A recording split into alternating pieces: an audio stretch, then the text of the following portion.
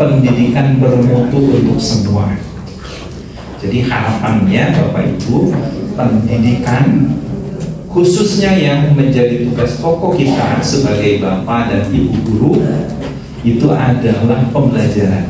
Jadi harapannya nanti kualitas pembelajarannya semakin bermutu dan bukan untuk siapa-siapa, untuk semua gitu. Semua itu mengandung makna. Kalau kita ngobrol tentang Cianjur, Badai di Naringgul, Badai di Sukaresmi, Badai di Haurwangi, kalau kalian rumput ya baginya, Wetan, ya. Kulona paling mana kulon? Cipanas. Kulona Takoka, ada yang Takoka tak? Oh ada tuh, ada Takoka. Nah, pokoknya seluruh pelosok yang ada di Kabupaten Cianjur, kualitas guru dalam memberikan layanan pembelajarannya itu semakin berkualitas dan semakin merata di tiap pelosok itu, sehingga harapannya adalah tidak ada lagi ya istilah sekolah favorit. Abdi mah badanya sekolah pun anak teh badai ka sekolah anu favorit, ya. Bukan favorit, bukan favorit. Tidak ada yang seperti itu, sehingga nanti numpuk gitu ya di suatu sekolah. Akhirnya banyak kejadian yang tidak diterima karena memang daya tampungnya yang terbatas. Akhirnya kasas kusuk dan sebagainya begitu. Tetapi semuanya merata dengan kualitas layanan pembelajaran yang semakin berkualitas. Amin ya Bapak Ibu di Cianjur. Karena Cianjur bagian dari Indonesia. Harapannya kalau Cianjur juga semakin berkualitas, kemudian semakin merata, maka berkontribusi bagi pemerataan dan peningkatan kualitas di Indonesia. NKRI harga mati. Baik, Bapak Ibu, nanti saling melengkapi aja dengan Pak Jenal. Kalau Pak Jenal nanti ada hal yang kurang, nanti bisa disampaikan. Bapak ini banyak sekali, jadi ada beberapa hal yang mungkin kita perdalam sedikit gitu ya. Kemudian juga nanti ada juga hal-hal yang kita lewat sesingkat, hanya singkat aja gitu ya Bapak Ibu.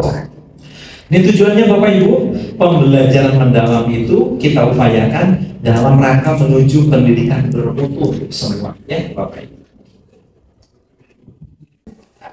Bapak Ibu, kita akan coba, ini pembahasan kita itu ada 5 bagian, ada pendahuluan, kemudian ada pengertian pembelajaran mendalam, kemudian ada kerangka pembelajaran mendalam, ada implementasi pembelajaran mendalam, dan penutup ya Bapak Ibu. Kita langsung aja ke bagian 5 ya Bapak Ibu, penutup.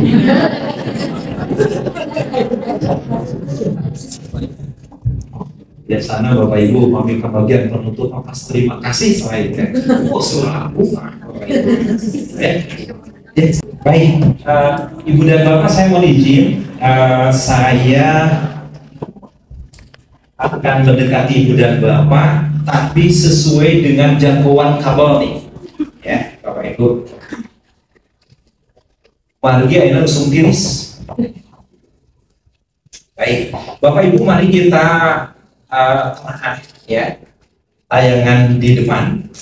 Permohonan maaf apabila yang bagian belakang, mohon izin terbaca nggak dari belakang? Enggak. Terbaca, terlihat tapi tidak terbaca. Baik. Mudah-mudahan paling tidak bisa mendengarkan suara saya gitu, Bapak Ibu yang sedang belajar membaca. Ya.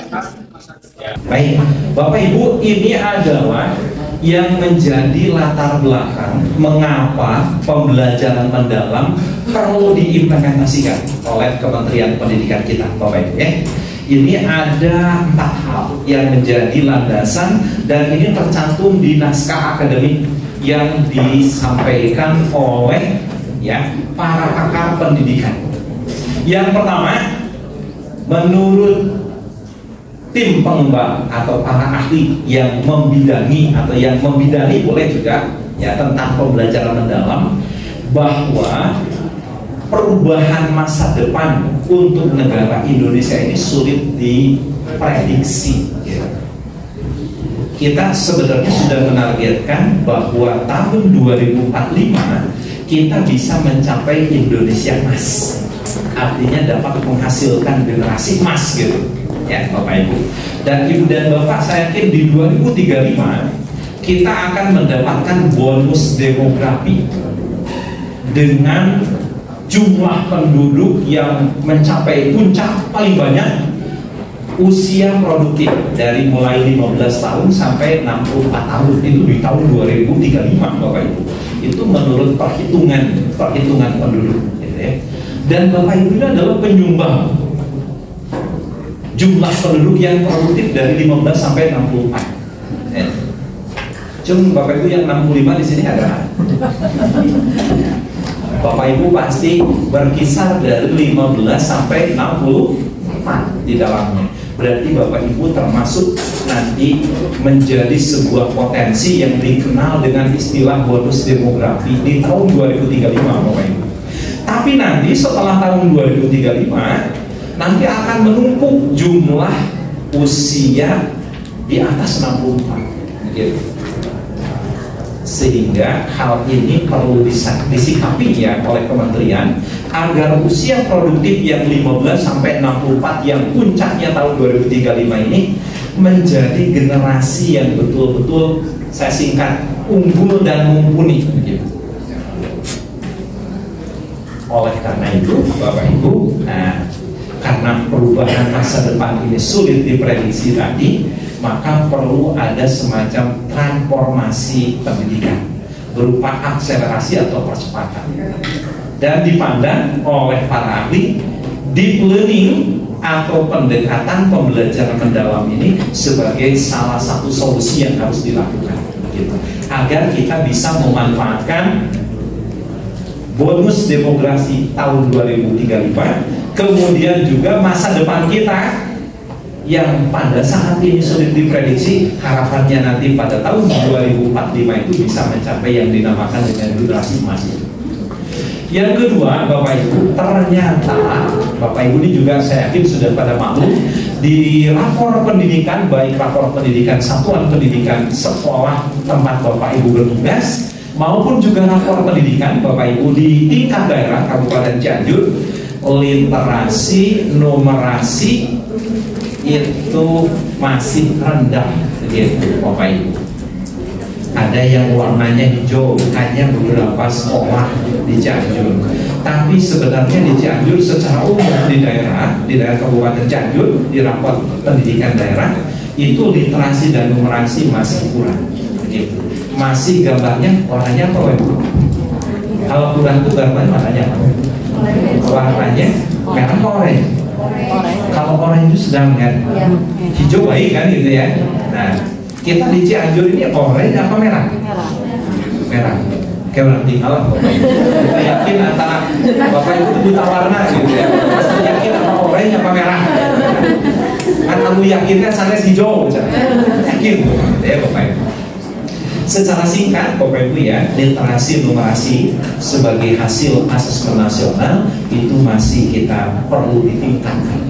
Yang kedua Bapak Ibu, dari hasil tes PISA itu keterampilan berpikir tingkat tinggi atau higher order thinking skill ya, bahasa gayanya mahots gitu ya Bapak Ibu. Padahal kita sering makan yang hots ya, ternyata masih rendah juga. Jadi siswa-siswa kita berdasarkan keikutsertaan pada program for International Student Assessment ya Bapak Ibu yang digagas oleh negara OECD, ternyata masih berpikirnya itu lots ya Bapak Ibu. Lower order thinking skill kita baru sampai dengan kalau level itu level 1, 2, dan 3. Level 1 ingat ya di di taksonomi Bloom C1, C2 sampai C3 kita ini. Jadi C1-nya baru tahap mengingat ya, artinya baru bisa kita itu mempresentasikan atau yang diingat saja oleh kita itu ingatan gitu ya, hafalan seperti itu. Kemudian C2-nya pemahaman, kemudian C3-nya adalah aplikasi, baru kita levelnya seperti itu.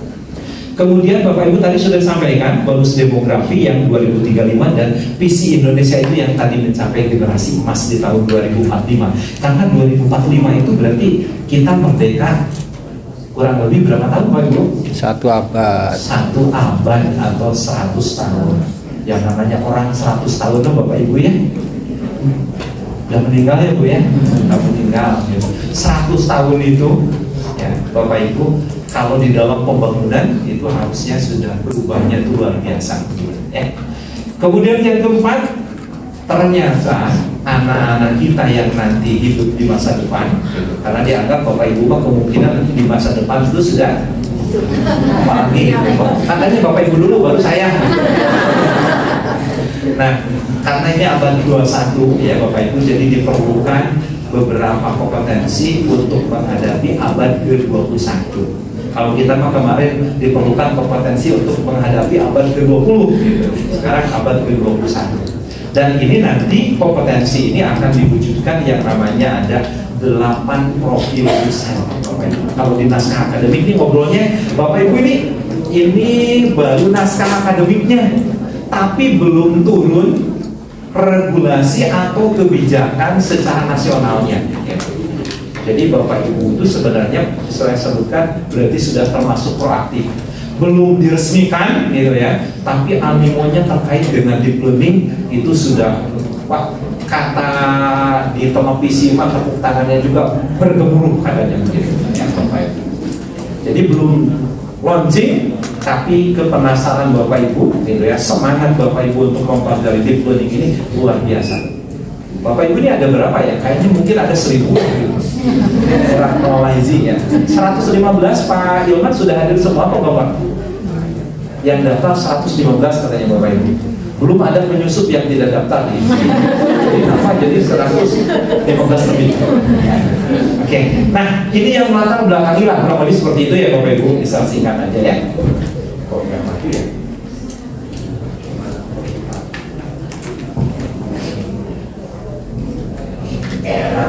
Nah, ini secara singkat saja Bapak Ibu. Ulah disensorikan Bapak Ibu ya. Tapi Bapak Ibu harus tersenyumnya itu, kalau senyum malu nih gimana ya Bapak Ibu? Senyum tapi senyumnya senyum malu nih Bapak Ibu ya. Kenapa saya katakan senyum malu? Karena PISA tahun 2022 nih yang terakhir Bapak Ibu. Lihat, lebih dari 99% murid Indonesia yang ikut PISA itu baru bisa menjawab soal level 1 sampai dengan 3 gitu. Kalau Bapak Ibu gurunya saya yakin pasti bisa menjawab yang bawah yang bawah. Hanya tidak kelihatan karena bukan peserta PISA gitu ya. Siswa SMP Bapak Ibu ya. Nah, kemudian kurang dari 1% yang bisa menjawab level 4 sampai dengan 6. Berarti analisis ya. Kemudian yang kelimanya apa? Kan C4 tadi ya. C4 apa C4? Analisis. C5-nya evaluasi. C6-nya mencipta. Ini ragu-ragunya Bapak Ibu teh biasa. Bapak Ibu kita ini memang orang Indonesia itu punya perasaan gitu. Bukan rendah diri, rendah hati. Jadi ragu-ragu Bapak Ibu ya, karena kita memang rendah hati Bapak Ibu, bukan rendah diri ya. Sebab ucapan kita jadi doa ya, mudah-mudahan kita rendah hati. Nah, ini kondisi murid-murid di Indonesia. Karena pesertanya mewakili negara, maka keikutsertaan sebagian itu menjadi representatif, mewakili kualitas dari keseluruhan. Gitu ya Bapak Ibu. Nah, ini nih Bapak Ibu. Ini mengapa perlu pembelajaran mendalam. Singkat aja ya Bapak Ibu. Nah, pertama keterlibatan. Penjelasannya Bapak Ibu sebagai guru di sini ya perlu memfasilitasi keterlibatan siswa secara aktif di dalam pembelajaran. Secara singkat seperti itu. Kalau mohon maaf nih Bapak Ibu, mungkin dalam bawah hati Bapak Ibu jadi pada dalam hobi ayat tidak melibatkan saya, cek Bapak Ibu dengan curhatena. Betul, karena waktu kita terbatas Bapak Ibu ya.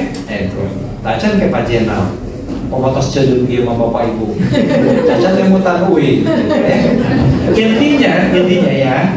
Jadi Bapak Ibu kita sama-sama sebagai guru itu harus memfasilitasi supaya para murid kita di kelas kita ya itu selalu terlibat secara aktif di dalam pembelajaran. Itulah saksikan. Yang kedua, Bapak Ibu berkesadaran. Tapi jangan diartikan Oh berarti Pak, pembelajaran yang kita lakukan ke belakang itu tidak sadar Bapak Ibu. Ya, dalam tanda kutip bisa benar gitu ya, tapi jangan dimaknai negatif. Jadi berkesadaran di sini Bapak Ibu ya. Di sini tuh lihat Bapak Ibu. Guru ini harus bisa lebih membangun kesadaran peserta didik untuk menjadi pembelajaran yang aktif, termotivasi secara intrinsik untuk belajar. Jadi Bapak Ibu berarti harus memfasilitasi, harus membangun minat belajar anak, semangat belajar anak gitu. Biasanya kan kita kalau ke kelas itu selalu ditunggu kepulangannya oleh anak-anak. Jadi sangat dinanti-nantikan kapan kita pulang. Jarang misalnya ya, kalau Bapak Ibu gurunya selalu masuk tepat waktu, keluar tepat waktu, udah besok naros deh. Pacan aja lah, Bapak tuh hadir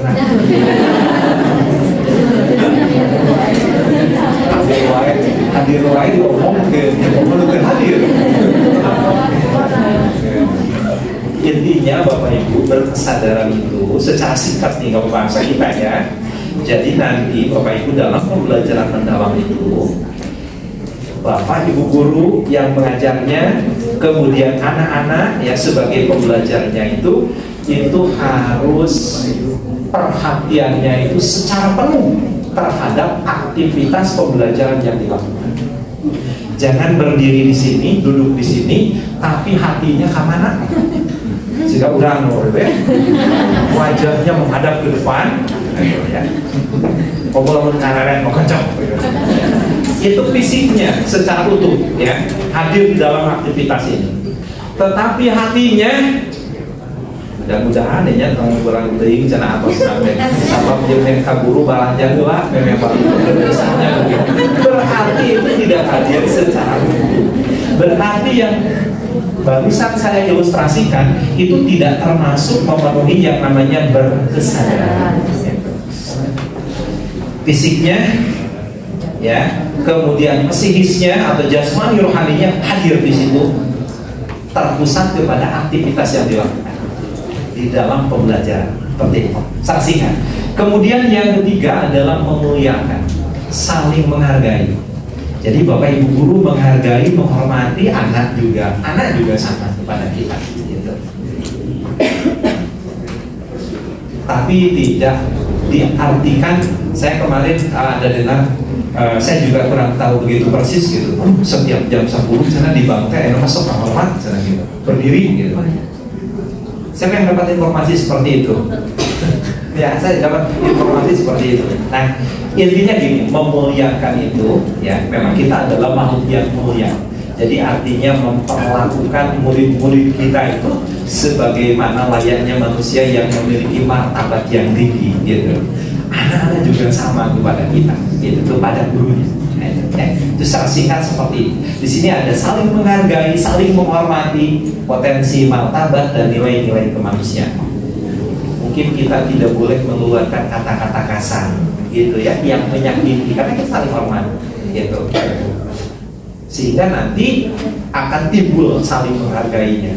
Mungkin ada anak-anak kita dengan bapak gurunya itu ya, saking akrabnya kaleng gitu ya, bapak gurunya.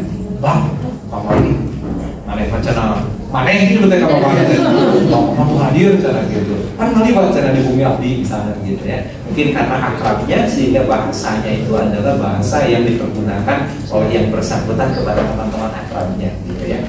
Nah mungkin suatu saat nanti akrab boleh, tapi tetap saling menghargai, saling memuliakan tetap dilakukan. Kemudian yang keempat, Bapak Ibu, di sini adalah Bapak Ibu guru adalah pengembang budaya belajar. Jadi setiap hari, setiap waktu itu selalu belajar. Tentu saja dalam konteks yang berbeda. Ya, update status juga termasuk budaya belajar, Bapak Ibu. Ya, karena kita berliterasi gitu. Jadi update status itu. Dan kita lihat, gitu ya, status kita itu ternyata banyak yang menyampaikan ada ailapnya. Oke, di sini diberikan penjelasan Bapak Ibu bahwa guru harus lebih dapat mengembangkan kreativitas dan berinovasi ya, dan melibatkan peserta didik dalam mengembangkan pengalaman belajar. Oke, yang kelima Bapak Ibu, pemanfaatan teknologi digital. Jadi harapannya Bapak Ibu guru dengan para siswa itu nanti dapat memanfaatkan teknologi. Ya mungkin bahasa kita adalah yang ada keterkaitannya dengan gadget gitu ya. Kemudian berbagai aplikasi juga sama ya, komputer seperti itu. Mungkin Bapak Ibu bertanya, kan komputer itu belum merata. Insya Allah Bapak Ibu, rencana pemerintah dengan menggulirkan ini nanti harapannya adalah tadi merata untuk semua, termasuk juga nanti pengadaan dan pemberian bantuan teknologi digital gitu ya. Bagi kawan-kawan yang sekolahnya belum misalnya memiliki teknologi digital, maka Bapak Ibu bumi insya Allah netepan tahajud yang sering Bapak Ibu laksanakan 11 rakaat dalapan ditambah witir tilu enjing sampai 8 rakaat sholat sunat duha. Ya Allah mugi-mugi sekolah abdi dipaparin peralatan untuk teknologi digital, amin ya. Selanjutnya Bapak Ibu di sini ada multi atau interdisiplin ilmu pengetahuan. Nah ini rencananya Bapak Ibu akan dikembangkan ya. Ada semacam gabungan interdisiplin, itu ada gabungan beberapa mata pelajaran, misalnya melaksanakan pembelajaran berbasis project atau yang kita kenal sekarang di dalam kurikulum Merdeka itu adalah PEK 5, Project Penguatan Profil Pancasila. Kan di dalamnya itu adalah gabungan beberapa mata pelajaran atau beberapa disiplin ilmu. Gambarannya seperti itu aja dulu, begitu ya. Nah, oke. Nah, ini Bapak Ibu. Ini anak siapa ya, Bapak Ibu? Nah, lihat di sini Bapak Ibu nih. Bapak Ibu kita cermati, yang di belakang mungkin bisa mendengar suara saya kalau misalnya tidak terbaca. Jadi pembelajaran mendalam itu diartikan Bapak Ibu ya, itu pendekatan di sini yang memuliakan, berarti yang saling menghormati gitu ya, pendekatan yang memuliakan dengan menekankan pada penciptaan ya Bapak Ibu suasana belajar, dalam tanda kutip nih, penciptaan suasana belajar dan proses pembelajaran berkesadaran, bermakna dan menggembirakan melalui olah pikir, olah hati, olah rasa dan olah raga secara holistik dan terpadu. Holistik artinya menyeluruh ya Bapak Ibu ya. Oke, ini pengertiannya atau definisinya. Nah, Bapak Ibu disengaja ditempatkan ya, memuliakan. Artinya nanti pada saat kita mengimplementasikan harus di situ muncul saling menghargai, saling menghormati antara murid dengan murid, antara murid dengan guru, gitu. Dalam suasana pembelajaran ya Bapak Ibu. Kemudian penciptaan suasana belajar, berarti Bapak Ibu harus menciptakan suasana belajar, kondisi belajarnya, ya. Dan proses pembelajarannya. Di sini ada berkesadaran, bermakna. Berkesadaran itu Bapak Ibu lebih kenalnya dengan mindful learning. Kemudian bermakna, meaningful learning. Kemudian menggembirakan. Bapak Ibu senangnya misalnya menyenangkan, hampir mirip, tapi di sini yang digambarkan adalah menggembirakan atau joyful learning, gitu ya. Melalui olah pikir, artinya berarti yang dikembangkan pemikirannya. Kemudian olah hati, di sini berarti hati inilah yang bisa membedakan mana yang benar, mana yang salah. Berarti dalam hal ini adalah karakternya, gitu ya. Kemudian olah rasa, rasanya sehingga menjadi peka, peduli terhadap orang-orang lain, juga bisa menikmati bagaimana indahnya hidup, gitu. Nah, kemudian olahraga, fisik kita. Ya, jasmani kita, rohani kita, Bapak Ibu ya. Karena kalau Bapak Ibu ditanya bagaimana kabarnya, coba Bapak Ibu dites nih, bagaimana kabarnya Bapak Ibu, jawabnya gimana? Alhamdulillah, Pangesto. Sekarang coba jawabnya begini, sehat jasmani, ya, sehat rohani, berarti semuanya sehat ekonomi, ya. Pegang sabunan, badai sabun sadayana makan, ya. Bagaimana kabar Bapak Ibu? Sehat jasmani, sehat rohani, sehat ekonomi. Amin. Ini bisa bisa dipahami ya Bapak Ibu ya. Satu, kata kuncinya pendekatan. Pendekatan itu sebenarnya sudut pandang terhadap pembelajaran secara singkat begitu. Jadi yang namanya pendekatan berarti sudut pandang terhadap pembelajaran, sudut pandang kita terhadap pembelajaran secara singkat ya Bapak Ibu. Atau juga bisa diartikan sebagai filosofis pelajar terhadap pembelajaran ya. Nah, yang memuliakan. Jadi ini adalah sudut pandang kita terhadap pembelajaran yang di dalamnya kita menginginkan ada saling menghormati, saling menghargai. Kemudian upayanya adalah penciptaan ya suasana atau kondisi gitu ya, dan proses pembelajaran ini kata kuncinya nih Bapak Ibu, berkesadaran, bermakna, dan mengembirakan. Jalannya adalah melalui kegiatan yang nanti melibatkan berpikir, kemampuan berpikir gitu ya. Kemudian nanti berkaitan dengan ya karakter gitu ya, olah hati, kemudian olah rasa dengan kepedulian dengan keindahan, dan olahraga supaya jasmaninya itu sehat, pikirannya juga tadi yang tiga lah pokoknya Bapak Ibu. Sehat jasmani, sehat rohani, dan sehat olahraga.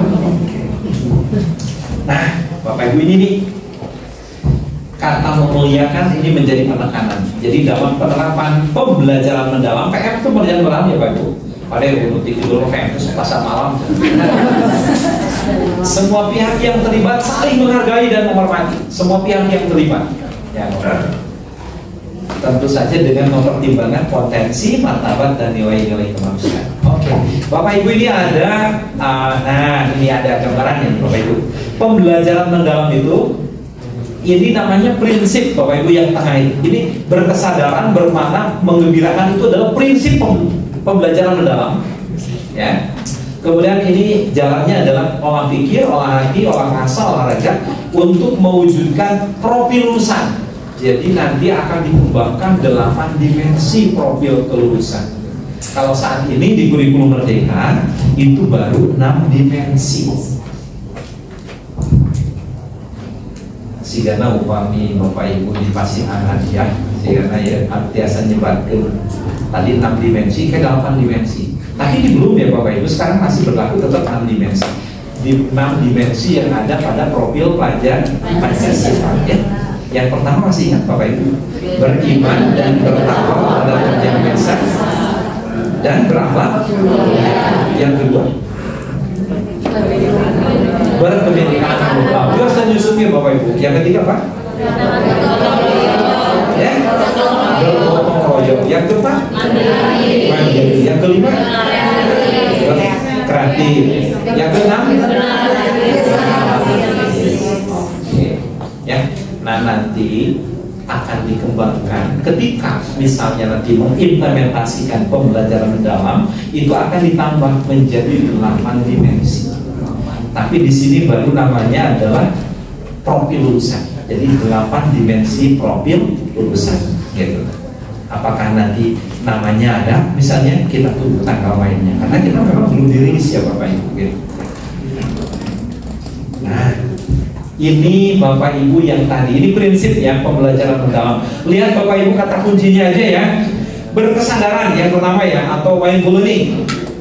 Jadi ini Bapak Ibu, anak-anak oleh kita harus difasilitasi supaya memperoleh pengalaman belajar ya, sehingga mereka itu nanti memiliki kesadaran untuk menjadi pembelajaran yang aktif dan mampu meregulasi diri.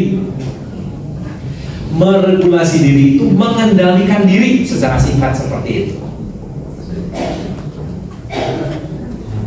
Kalau anak-anak kita mampu mengendalikan diri, langkah yang pertama dia itu harus mampu mengenal dirinya dulu. Contoh ya, ini contoh yang ringan nih Bapak Ibu. Jadi anak-anak diharapkan ciri-ciri anak yang mampu meregulasi diri itu, pertama anak itu mampu mengenal dirinya.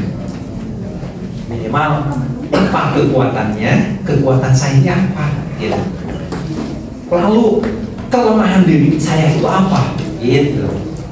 Sehingga nanti Bapak Ibu, kalau dia paham kekuatannya apa dan kekurangannya apa, maka dia bisa memanfaatkan kekuatan itu sebagai sebuah potensi, sedangkan kekurangannya itu memotivasi dia untuk ya belajar agar kekurangan itu semakin berkurang atau hilang sama sekali. Ini kenapa lebih seperti itu. Apa contohnya yang difasilitas oleh kita, Bapak Ibu? Banyak-banyaklah Bapak Ibu melakukan semacam refleksi pembelajaran, misalnya gitu. Refleksi pembelajaran sudah dilakukan, saya yakin Bapak Ibu, refleksi pembelajaran. Contoh Bapak Ibu misalnya, anak-anakku hari ini kita sudah belajar nih selama 2 jam, kata Bapak Ibu gurunya. Kira-kira pembelajaran yang sudah kita lakukan tadi kurang lebih 2 kali 40 menit, gimana nak? Menyenangkan kan? Misalnya gitu, tanya menyenangkan nggak? Nah, itu kan bertanya tentang kondisi dirinya, gitu. Menyenangkan nggak? Apa?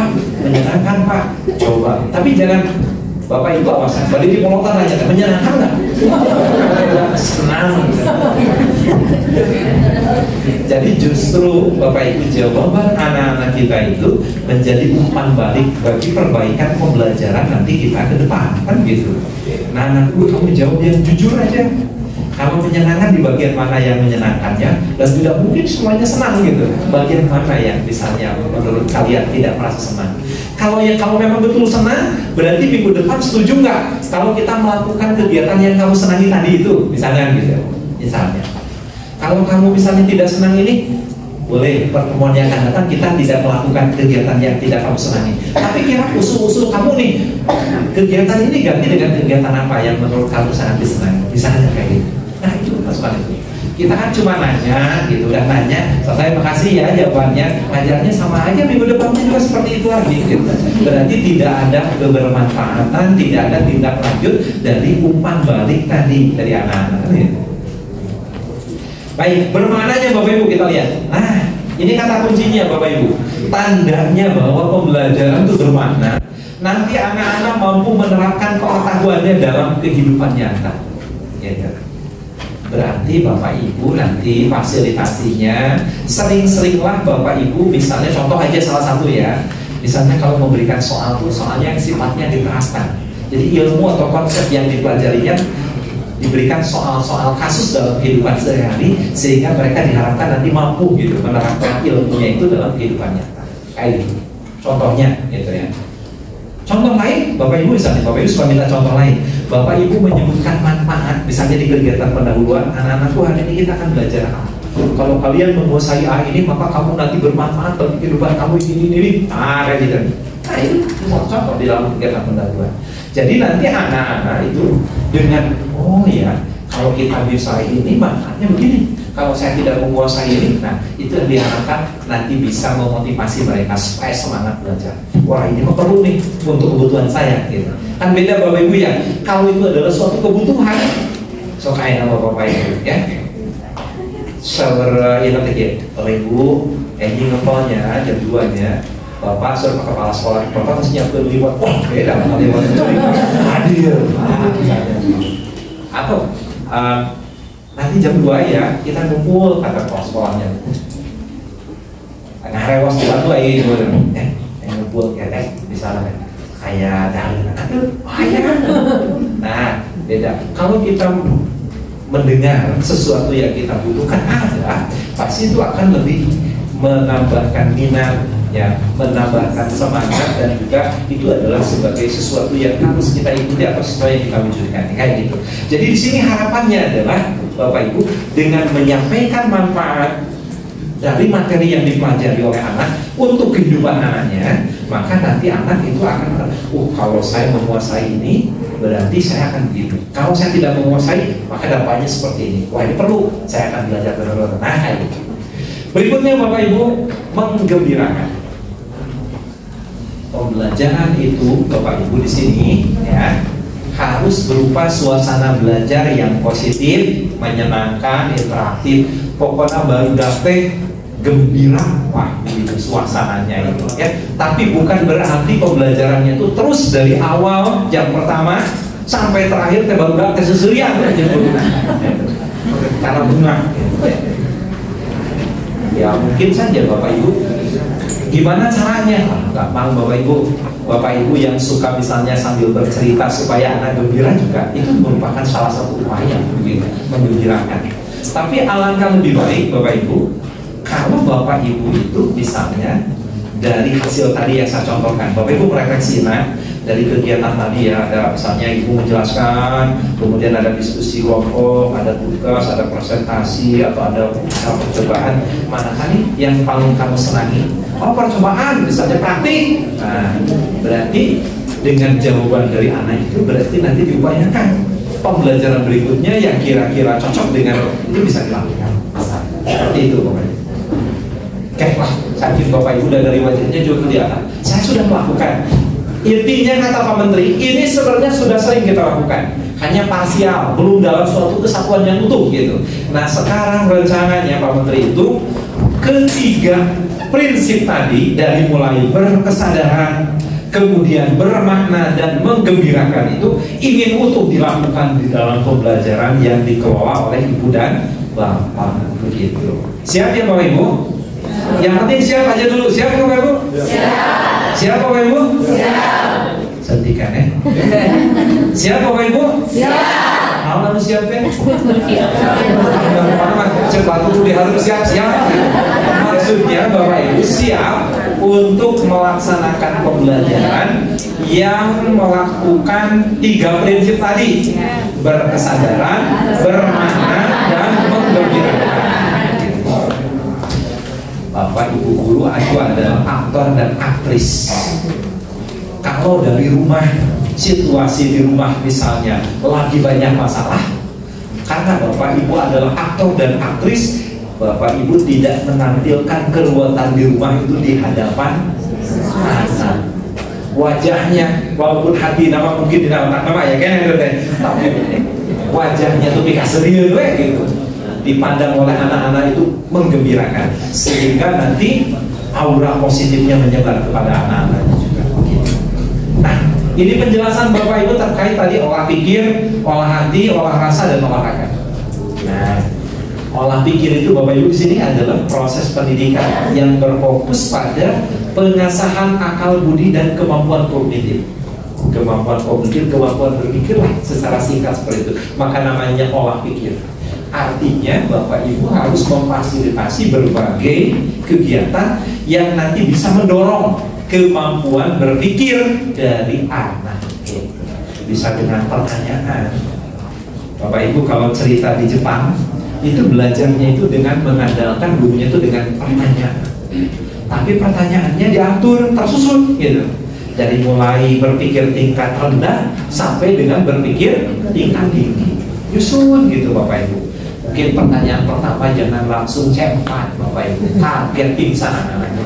C1 aja dulu, C1 bertahap ke C2, C3 sampai akhirnya ke C6. Kayak gitulah kurang lebih. Jangan. Kemudian sedikit nih Bapak Ibu tentang bertanya. Kalau saya lihat banyak guru yang bertanya pada saat saya mengamati pembelajaran, lagi terutama lagi akreditasi. Kalau pertanyaan itu ada guru itu macam-macam tipenya itu. Ada yang pertanyaan dulu, ada yang nyebut anaknya dulu. Dadang, jawab. Pertanyaan kencang guru Dadang jawab. Dadang kedua. Tinggal jawab itu. Tidak ada, boleh perhatikan anaknya, nulai mantel. Tidak ada mau jawab lagi. Nah, berarti itu hal yang jelek, Bapak Ibu salah. Yang jangan dilakukan seperti itu. Pertama sampaikan dulu pertanyaannya kepada semuanya. Harapannya semua berpikir. Bukan disebutkan. Kemudian ada juga yang begini. Misalnya contoh, langsung, mengapa Bandung jadi ibu kota provinsi Jawa Barat? Kira-kira bisa jawab nggak? Langsung gini, terus mengapa ibu kota provinsi Jawa Barat adalah Bandung? Budi jawab. Lalu pasti Budi karena beres pertanyaan langsung setuju orang lain. Nah, upayakan Bapak Ibu pertanyaan lontarkan dulu, berikan jeda waktu untuk berpikir. Nah, kemudian usahakan kalau bisa jangan tunjuk seseorang, tapi sukarela untuk melatih keberanian berbicara dan belajar antri. Ya Bapak Ibu. Kalau tidak ada sama sekali, baru kita minta seseorang. Tapi juga bahasanya mungkin kamerada nyetak. Mungkin ada kata, belum guru bari lamun nyambelkeun ka barudak, bari kan ujungna teh nanyakeun. Budak teh kan disambelkeun ka luas ya. Luas gitu ya. Paling nanti minta, "Nah, tolong ya, menurut kamu gimana nih jadi jawabannya, misalnya mungkin bahasanya seperti itu, sehingga nanti anak tadi ya menggembirakan, tidak mencekam gitu. Lah ngajar jam si bapak ibu yang sok nanya ke urang kakak urang nanya ke nanti misalnya. Nah itu berarti kan harus diatur per giliran yang menjawabnya itu bukan kesana terus ya gitu. Saya berapa mau itu kakwe di halus tak kalau bapak ibu kurus menaruh sana di payun berarti baru datang mau daekan di payun teh paling nggak kata lupa atau juga sebaliknya. Jadi mungkin di situ ada penyebaran. Jadi hal-hal yang kecil tuh bapak ibu itu juga harus.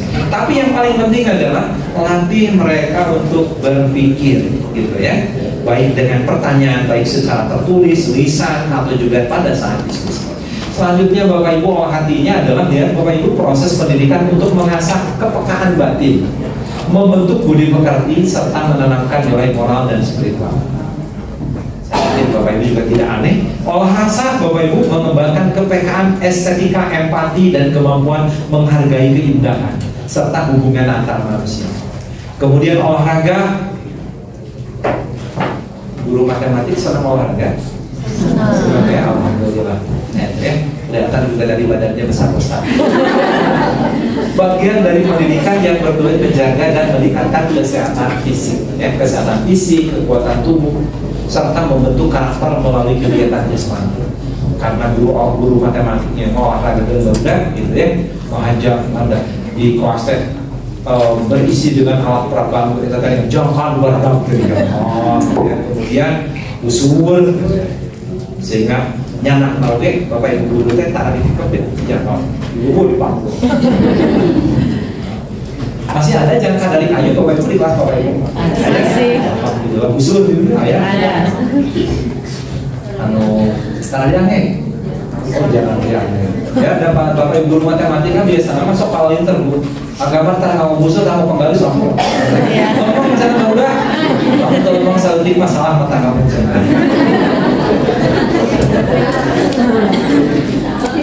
Rekening Bapak Ibu ya harus dimanfaatkan kemudian juga itu untuk memberi contoh pada anak-anak bagaimana menggunakan jangka ya jangka kan mutar ke lagi gini Bapak Ibu ya jadi harus diberikan contoh. Bapak Ibu ini adalah kerangka kerja sampai jam 10. Bapak Ibu kamu tanya kedua ini adalah singkat ini aja Bapak Ibu nanti rencana pemerintah itu ya namanya itu kerangka kerja pembelajaran mendalam kerangka kerja ya kerangka kerja itu yang ini nih nah nih yang ini Bapak Ibu oh iya nggak tunjuk sana ya yang sebelah kanan ada dimensi profil lulusan ya ada dimensinya coba lihat Bapak Ibu dimensinya praktikal. Pertama keimanan dan ketakwaan kepada Yang Maha Esa sama kan gitu ya dengan profil pelajar Pancasila yang pertama. Yang kedua ada kewargaan atau bahasa Inggrisnya adalah citizenship kewargaan tapi bisa istilah ya kewargaan. Kemudian ada kreativitas ada kreatif kemarin juga nama penalaran kritis juga ada. Kemudian ada kolaborasi ya ada kolaborasi ada kemandirian juga sama ditambah yang barunya kesehatan dan ada komunikasi. Jadi ini 8 profil lulusan. Tapi Bapak Ibu ini mohon izin nih Bapak Ibu ini saya sampaikan ke Bapak Ibu ini kan naskah akademik ya yang namanya sesuatu ini kan belum belum dijadikan sebagai suatu kebijakan dalam bentuk regulasi ya baru naskah akademik itu adalah landasannya yang menjadi nanti rujukan bagi pemangku kebijakan mengeluarkan kebijakannya gitu. Pilih ayo nama misalnya keimanan dan ketakwaan kepada Yang Maha Esa, kewargaan, kreativitas, kemudian penawaran kritis, kolaborasi, kemandirian, kesehatan dan komunikasi. Itu saat ini. Suatu saat nanti dalam perkembangannya mungkin ada semacam perubahan gitu. Bisikia Bapak Ibu teh. Saya juga dulu sama Bapak Ibu di kurikulum Merdeka. Ngobrolkan tidak benar lagi kamari dia di Pak Dr. Yogi Anggraena tentang kurikulum Merdeka. Hari isu penting sekali dari sehingga yang disampaikan kemarin kepada Bapak Ibu misalnya, kok sekarang berubah asa di perasaan teh ngomong sore asa tetap pakai isu karena masalahnya kurikulum itu dinamis. Jadi maksud saya itu juga sama Bapak Ibu. Jadi saat ini yang terbaru ini, mungkin besok tiba-tiba ada lagi kebijakan dari pemangku sana, ada perubahan gitu. Makanya kita harus komputer kita itu ramah, hanya adaptif gitu ya, menyesuaikan. Seperti itu Bapak Ibu ya. Kemudian ini prinsip pembelajarannya yang tadi Bapak Ibu ya. Di sini ada berkesadaran, bermakna dan menggembirakan. Ngemut-ngemut nama iya lah kata kuncinya Bapak Ibu ya.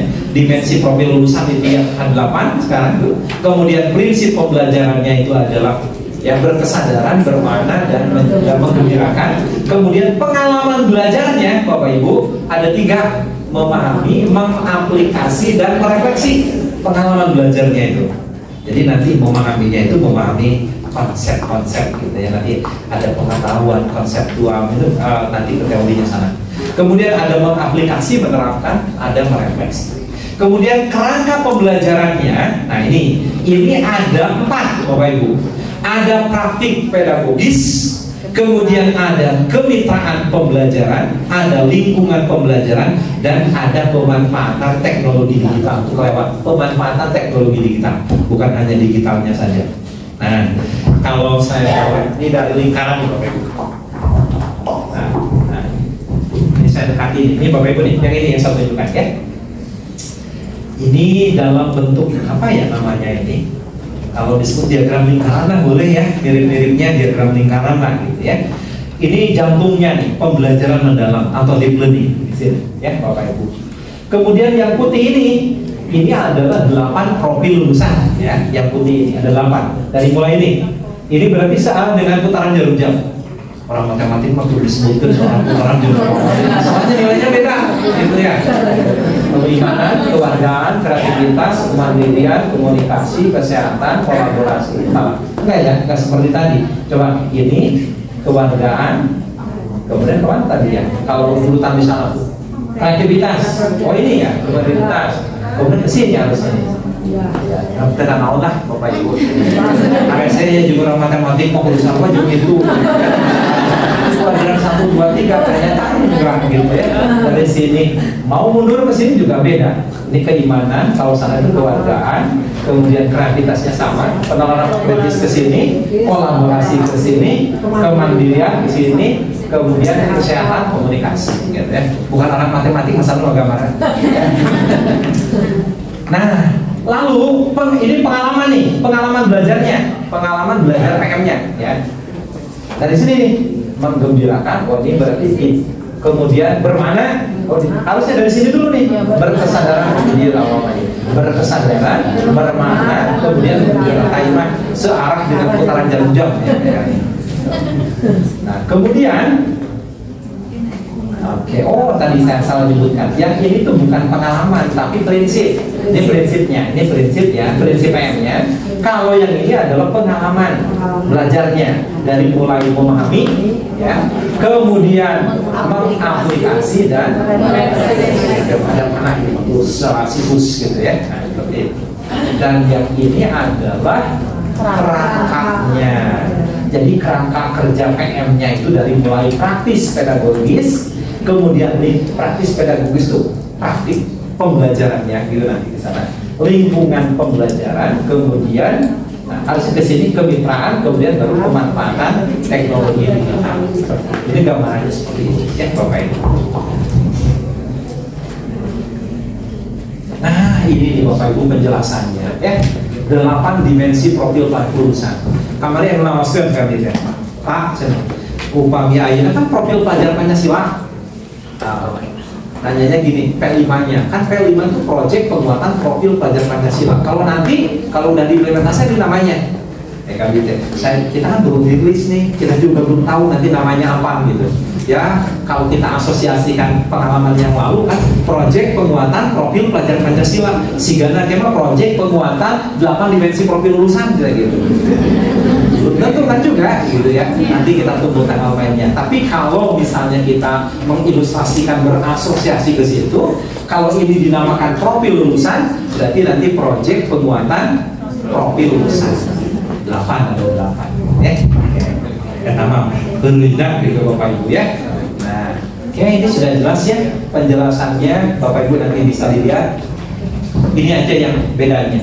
Ini kewargaan. Jadi nanti Bapak Ibu harapannya adalah para murid kita itu memiliki rasa cinta tanah air, melaksanakannya ya Bapak, menghargai keberagaman budaya, mentaati aturan dan norma sosial dan seterusnya. Itu dalam keluarga, ya Bapak Ibu. Penanganan kritis kreatif kan sudah biasa ya Bapak Ibu. Kolaborasi, kemandirian. Nah, kesehatan. Yang bedanya ada kesehatan dan komunikasi.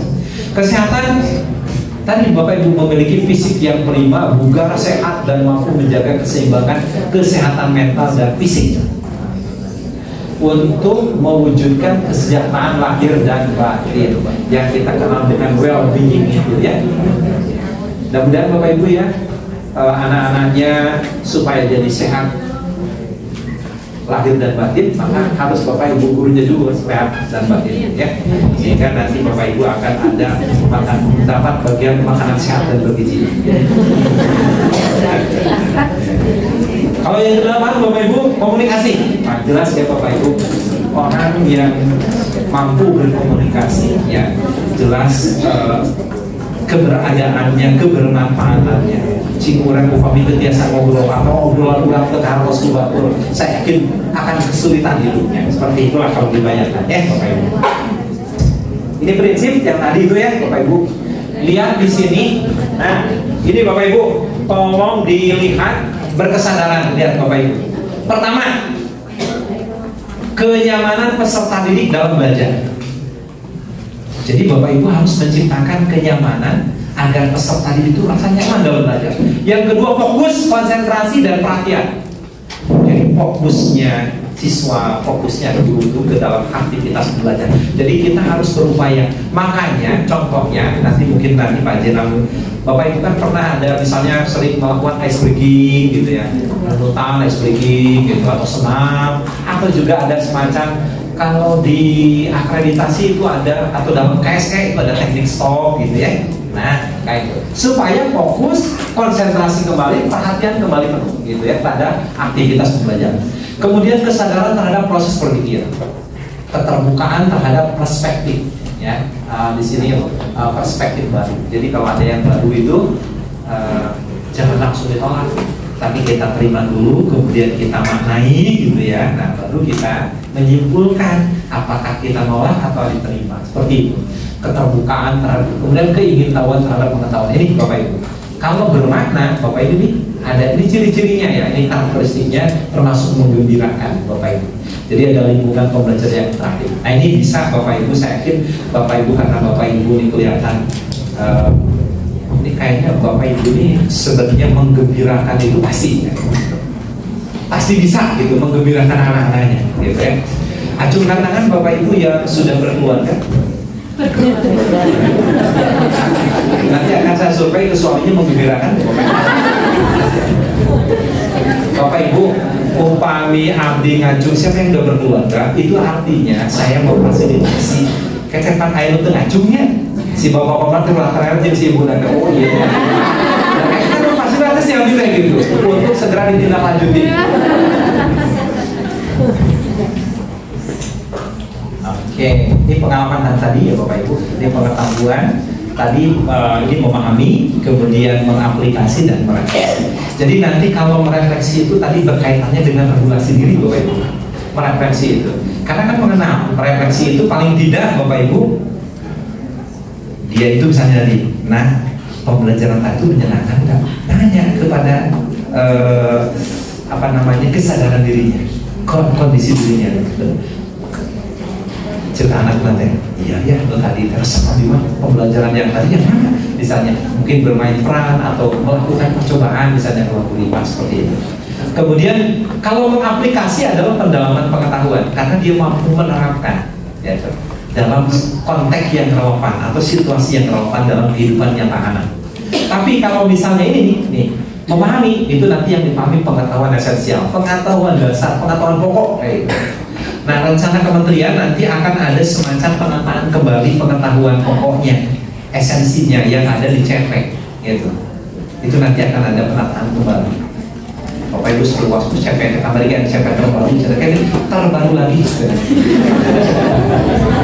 Ya, ini rencananya, gitu ya Bapak Ibu. Sehingga Bapak Ibu, Pak, tapi nggak terus nggak ada apa Pak.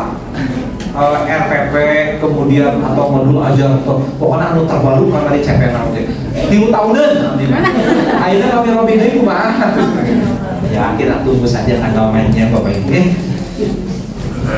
Ini pengalaman dari memahami, mengaplikasi dan merefleksi. Ini penjelasannya Bapak Ibu. Nanti Bapak Ibu yang namanya memahami itu seperti apa ya. Nah ini karakteristiknya, ini contohnya. Lihat Bapak Ibu, ini contoh aja.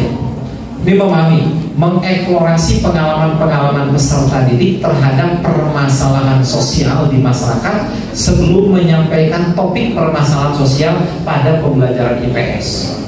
Ini masalah umum ya Bapak Ibu, itu matematik poin. Tinggal gentos permasalahan ya, bukan sosial berarti ya. Tapi yang diganti bukan permasalahan sosialnya Bu, tapi pembelajaran matematiknya. Kan bisa saja konteksnya itu adalah permasalahan sosial gitu ya, tapi dalam pembelajaran matematik.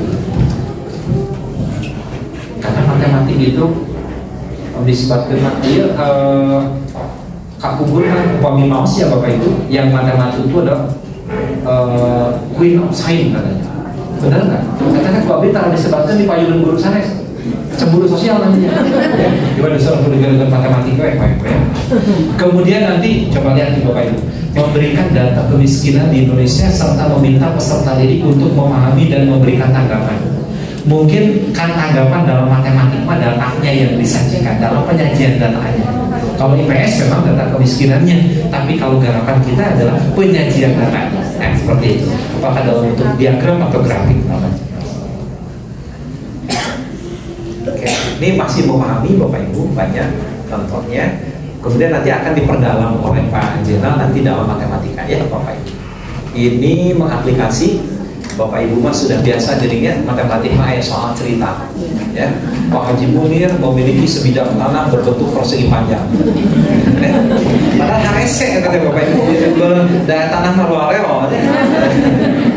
Tapi kita diarahkan kepada bangun data gitu ya supaya memudahkan. Ini merefleksi juga sama. Nah ini intinya ini Bapak Ibu regulasi. Jadi harapannya adalah murid kita nanti mampu mengendalikan pikiran, emosi dan perilaku dalam mencapai tujuan tertentu. Jadi harapannya seperti itu. Sehingga nanti harapannya mereka itu mampu mengelola secara mandiri dan efektif dalam proses pembelajaran.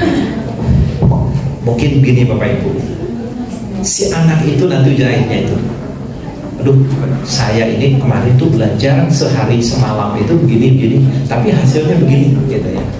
Nah kalau saya misalnya ingin hasilnya lebih baik, berarti harus ada perubahan cara belajar yang dilakukan kemarin. Nah itu harapan seperti itu. Termasuk strategi belajarnya, Bapak Ibu juga begitu kan? Karena ada sistem SKS kan, sistem kebut semalam kebut diajar, hasil lagi, oke mah berarti jangan seperti itu karena hasilnya belum maksimal. Nah kayak gitu. Nah itu adalah regulasi diri. Jadi mengatur kemampuan kita di dalam mengatur bagaimana strategi belajar yang optimal. Ini yang baru nih Bapak Ibu ya. Ada the Solo Taxonomy, bukan hanya jadi ini yang dipergunakan teorinya ada dua taksonomi Bloom dengan taksonomi Solo. Solo itu adalah structure of observed learning outcome ya Bapak Ibu. Nah, iya kan hari guru matematik sepalinter bahasa Inggrisnya gitu. Kurang bahasa Indonesia namanya iya nya. Nah, bahasa Indonesia lah ya. Ini taksonomi Bloom Bapak Ibu. Ini taksonomi Solo yang barusan ya. Nah, jadi ini tingkatannya. Ada orang UID kadinya punya. Nah, ini kan ada berpikir abstrak yang mendalam, kemudian relasional, multistruktural, unistruktural dan prastruktural. Saya balik lagi sini.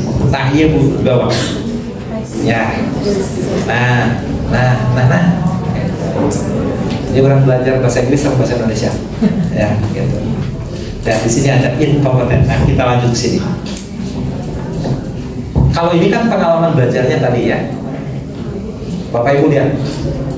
Kalau misalnya prastruktural, unistruktural, multistruktural, di sini ini prastruktural itu belum memahami. Jadi makanya di sini strip ya Bapak Ibu.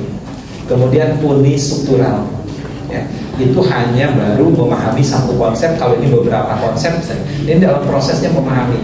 Kalau rasional berarti ini relasi itu menghubungkan ya, ini dalam untuk mengaplikasi. Tapi ketika berpikir abstrak yang mendalam, maka pengalaman belajarnya adalah melakukan refleksi. Nah, ini pembelajarannya Bapak. Ini belum memahami, yang ujung ada deskripsi. Ini untuk mengingat kembali ya, atau ingatan lah gitu ya, mengingat kembali, memiliki banyak ide di sini karena multi, kemudian menghubungkan ide-ide, kemudian yang terakhir berpikir abstrak yang mendalam itu adalah memperluas dan menerapkan ide. Nah, ini adalah taksonomi belumnya. Berarti ini yang mengingat, ini memahami, ya, ini menerapkan dan menganalisis masuknya ke sini. Kemudian mengevaluasi mencipta masuknya berpikir abstrak yang mendalam seperti ini. Ya. Maka oleh guru matematik dibayangkan ya, Bapak Ibu, jangan selalu ingin konkret. Oke, ini taksonominya. Kemudian yang tadi contohnya Bapak Ibu ya, coba dilihat. Nih ada yang matematik nggak ya? Saya nih contohnya nih bukan orang matematik kayaknya nih yang ininya. Ini IPA ya. Gak apa-apa lah, matematik dengan IPA kan deket ya. Dulu malah kita ketika satu rumpun, guru matematik itu bisa mengajar IPA, terutama fisika, karena fisika itu ngitung-ngitung gitu. Ya. Ini merefleksi, ini memahami. Misalnya contoh lah, nggak apa-apa kita pahami. Memahami, peserta didik menjelaskan beberapa elemen yang terlibat dalam fotosintesis. Berarti ini menjelaskan beberapa elemen yang terlibat dalam fotosintesis, namun tidak dapat mengaitkan antar proses fotosintesis. Ini masih memahaminya kayak gitu. Dan peserta didik dapat memberikan definisi fotosintesis, namun belum dapat menjelaskan bagaimana atau mengapa fotosintesis terjadi.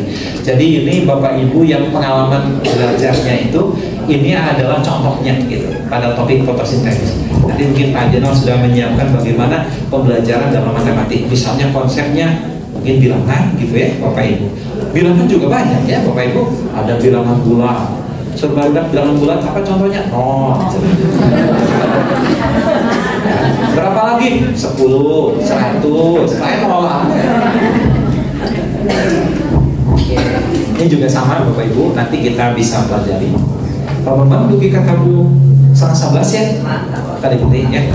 Masalahnya saya sebut naon Bapak Ibu, lami-lami teuing teh. Ari Bapak Ibu tadi abi teh aja. Tanya dia dari ngobrol teu heureuy eta Bapak Ibu ya. Tapi nu namanya ulah jangan heureuy. Oke. Nah, ini penjelasannya Bapak Ibu ya. Ini kerangka pembelajaran dari mulai praktik pedagogis ya. Nah, jadi pembelajaran mendalam dapat dilaksanakan menggunakan berbagai praktik pedagogis, praktik pendidikan yang sifatnya mendidik ya, dengan menerapkan. Nah, Bapak Ibu lihat di sini, lihat yang disebut dengan praktik pedagogis yang dimaksud ya, Bapak Ibu.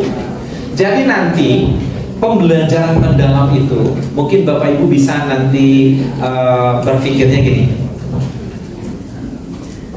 Bisa pembelajaran berbasis inquiry, temuan ya. Kemudian bisa juga pembelajaran berbasis project.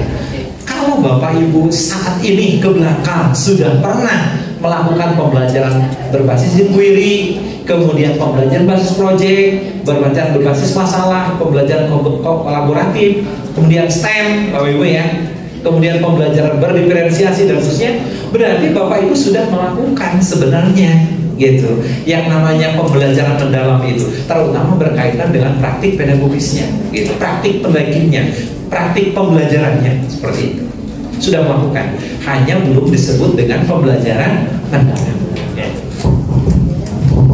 Bukan project Bapak Ibu, yang P5 juga project, cuma dalam bentuk itu penguatan karakter ya.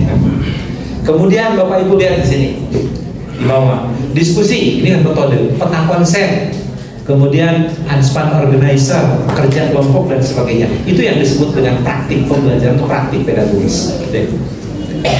Selanjutnya adalah kemitraan. Nah, ini nih kemitraannya. Yang dimaksud kemitraan itu adalah menciptakannya dengan lingkungan sekolah, Bapak Ibu ya, bermitra dengan kepala sekolah, pengawas sekolah, guru, peserta didik dan lain-lain. Jadi dengan orang mitranya itu. Dengan kepala sekolah, mungkin Bapak Ibu ngobrol, Bapak, kami itu perlu media pembelajaran matematika. Misalnya, kalau beli berarti ini barangnya, kalau buat berarti kita perlu alat dan bahan. Misalnya kayak gitu. Ini contoh gitu ya. Kemudian, tapi Bapak Ibu nitip upah bintiasa Bapak Ibu jangan memberikan tugas kepada anak membuat media kecuali ada tujuan nggak di situ. Gitu. Kan soalnya ada apa gini bangun ruang misalnya anak ditugaskan membuat bangun ruang. Kecuali kalau misalnya ini Bapak Ibu, anak membuat bangun ruang, tetapi nanti dipresentasikan di depan itu oleh anak misalnya gitu. Misalnya anak kamu membahas tentang kubus, nanti si kubusnya ditampilkan, silakan membuat, silakan atau tidak juga jadi masalah, yang penting kalian bisa menjelaskan oh ini yang namanya rusuknya ada sekian gitu, kemudian titik sudutnya misalnya mungkin ada diagonal ruang segala macam. Tapi yang namanya kewajiban untuk membuat media tetap ada di Bapak Ibu guru, begitu ya saya intinya. Lingkungan luar sekolah ini Bapak Ibu ya, MGMP, komunitas belajar, mitra profesional gitu. Bapak Ibu pernah nggak pembelajaran matematik Bapak Ibu mengundang, bisa misalnya dari perguruan tinggi, dari dosen unsur atau dosen manapun misalnya, tapi tentang pembelajaran matematik. Atau mungkin ada orang tua, misalnya orang tua anak gitu, kerjanya di mana misalnya, contoh di LIPIN segala macam, di ahli statistik segala macam, kemudian oleh kita diundang ke dalam pembelajaran kita untuk menjadi narasumber karena ada konsep materi yang bersesuaian dengan profesi yang bersangkutan. Pernah nggak? Belum pernah gitu ya. Nanti mudah-mudahan Bapak Ibu juga bisa memanfaatkan kalau memang ada gitu ya orang tua yang berkompeten di bidang itu. Di masyarakat, orang tua, komunitas, atau masyarakat, nggak sakit Bapak Ibu ya.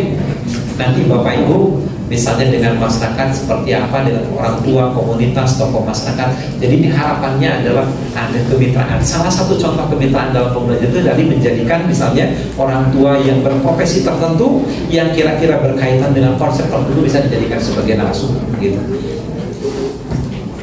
Ini lingkungan pembelajaran, ada budaya belajar, kemudian ada ruang fisik ya Bapak Ibu.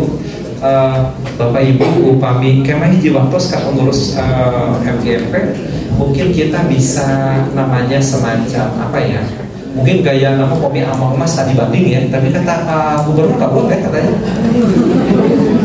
anak-anak boleh tadi banding.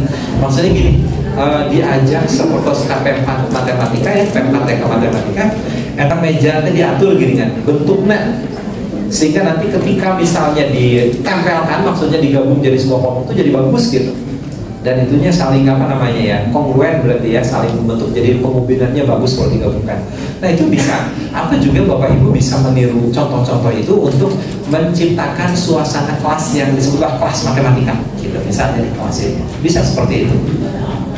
Kalau gayanya mungkin lab matematikanya, tapi ya agak kesulitan juga kalau lab matematika, kecuali Bapak Ibu di sekolahnya punya ruangan ya. Kan sekarang banyak RKB jangan Bapak Ibu. Kalau dulu mah ruang kelas baru, RKB kan sekarang mah ruang kosong baru. Karena banyak sekolah-sekolah yang asalnya jumlah siswanya banyak gitu berkurang, sehingga banyak ruangan kosong baru gitu. Coba itu bisa dijadikan sebagai lab matematika, kita olah misalnya menjadi sebuah lab matematik yang sekalinya bisa dimanfaatkan untuk pembelajaran kayak gitu. Kemudian juga ruang virtual. Orang virtual kemarin Bapak Ibu kita piawai pada saat kita COVID-19, sehingga banyak Bapak Ibu yang melakukan pembelajaran daring gitu ya.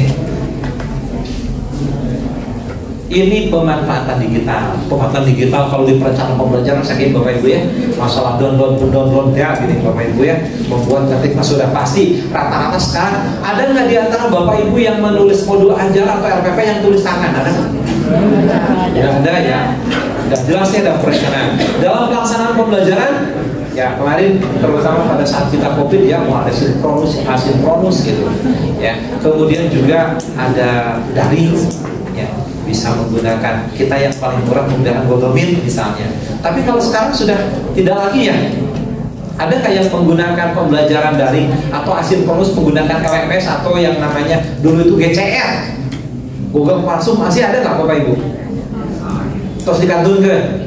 Oh, biasa. Kalau sudah ternyata hikmahnya kemarin kita COVID itu kan kita lebih dekat dengan itu ya, lebih modern itu. Sekarang sudah ditinggalkan lagi.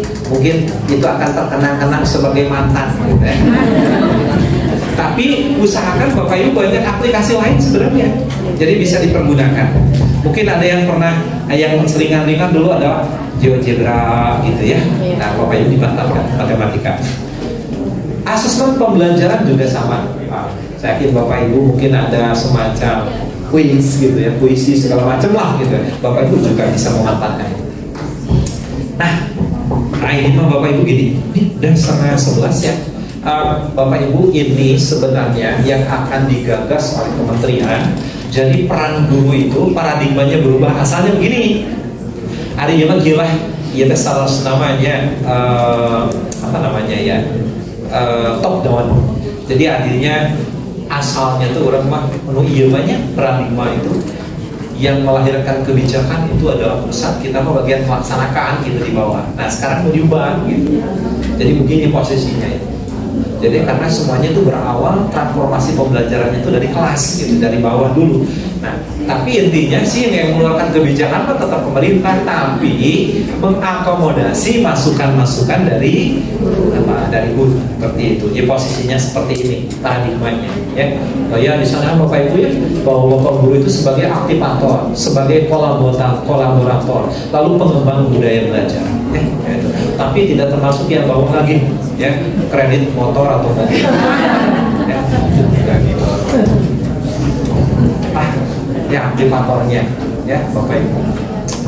Aktivator itu di sini menstimulasi setiap level pencapaian. Jadi aktivator itu kan mengaktifasi gitu, mengaktifasi muridnya gitu, supaya level pencapaiannya menjadi lebih tinggi. Kemudian kolaborator, ya orang berkolaborasi gitu ya, melakukan kerjasama, pengembang budaya belajar. Bapak Ibu di sekolahnya sudah mulai pembelnya ada pertemuan rutin.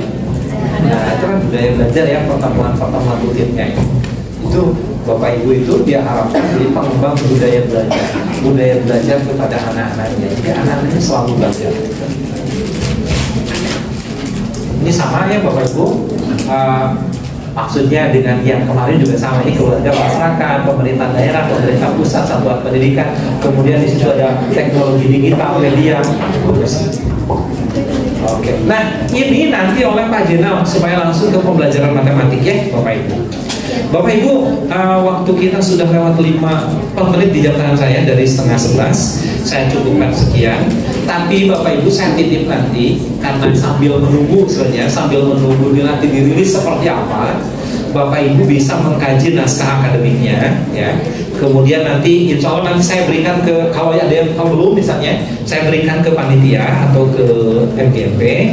Kemudian nanti Bapak Ibu bisa mendalami secara mandiri ya pada Bapak Ibu, sehingga nanti pembelajaran mendalam itu pada saat dirilis paling tidak sudah ada kompetensi awal ya pada kita gitu, sehingga nanti untuk memudahkan dalam mengimplementasikan. Itu saja Bapak Ibu yang bisa saya sampaikan. Mudah-mudahan nanti pada kesempatan diskusi bisa lebih dalam, lebih mengerucut terkait dengan topik-topik yang nanti berkaitan dengan apa yang ditanyakan oleh Bunda Bapak gitu ya.